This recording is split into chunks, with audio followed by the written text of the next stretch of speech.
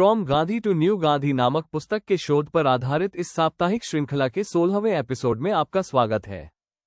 साथियों, सावरकर के सभी सहयोगियों के बारे में तो कोई नहीं जानता, लेकिन आज हम उनके कुछ सहयोगियों को याद करेंगे। सावरकर येरवडा जेल से छूटने के बाद अपने बॉम्बे के सावरकर सदन में एक रहस्यमय जीवन जीते थे। किसी का उनसे मिलना आसान नहीं था, कुछ को छोड़कर। वे आसानी से संवेदनशील नौजवानों को अपना शिष्य बना लेना जानते थे तथा उन्हें अपने तरीके के आंदोलन में लगा देते थे। लेकिन उन नौजवानों द्वारा कोई हिंसक कार्य संपन्न कर देने के बाद सावरकर शायद ही कभी उनके साथ खड़े हुए। लंदन में वो जरूर मदनलाल धींगरा का समर्थन करने से खुद को नहीं रोक पाए, लेकिन वो शायद पहला और आखिरी मौका था। धींगरा और सावरकर एक साथ इंडिया हाउस में रहते थे। धींगरा एक प्रतिभाशाली विद्यार्थी थे तथा यूनिवर्सिटी कॉलेज लंदन से इंजीनियरिंग की पढ़ाई कर रहे थे। इंडिया हाउस के संस्थापक श्यामजी कृष्णा वर्मा भारतीय छात्रों को आश्रय देते थे। महाराष्ट्र के एक पुराने राजा परिवार के अमीर एसआर राणा ने जब 3 छात्रवृत्तियां देकर लंदन भेजने का निर्णय लिया तो बाल गंगाधर तिलक ने सावरकर का नाम आगे कर दिया। ये छात्रवृत्ति शिवाजी के नाम पर थी। बाकी 2 छात्रवृत्तियां राणा प्रताप और एक मुस्लिम शासक के नाम पर था। धींगरा सावरकर के फ्री इंडिया सोसाइटी के सदस्य बन गए थे। फिर उन्होंने ब्रिटिश अफसर कर्जन विल्ली को 1909 में गोली मार दिया।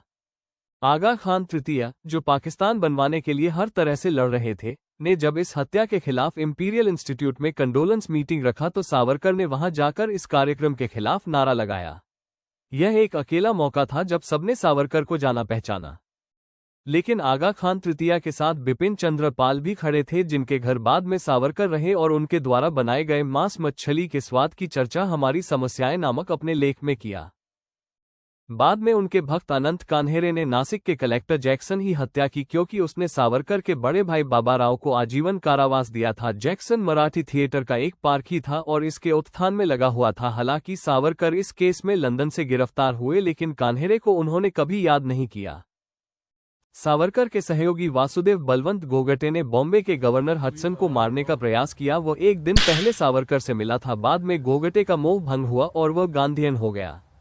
उनके सहयोगी वामन राव चावान ने बॉम्बे में एक अफसर को मारने का प्रयास किया। बाद में चावान ने सावरकर से दूर रहना उचित समझा। परचूरे के वकील इनामदार ने लिखा है कि जेल में गोसे सावरकर के व्यवहार से बहुत दुखी थे, क्योंकि सावरकर कोर्ट तथा जेल में उनसे दूरी बनाकर रखते थे।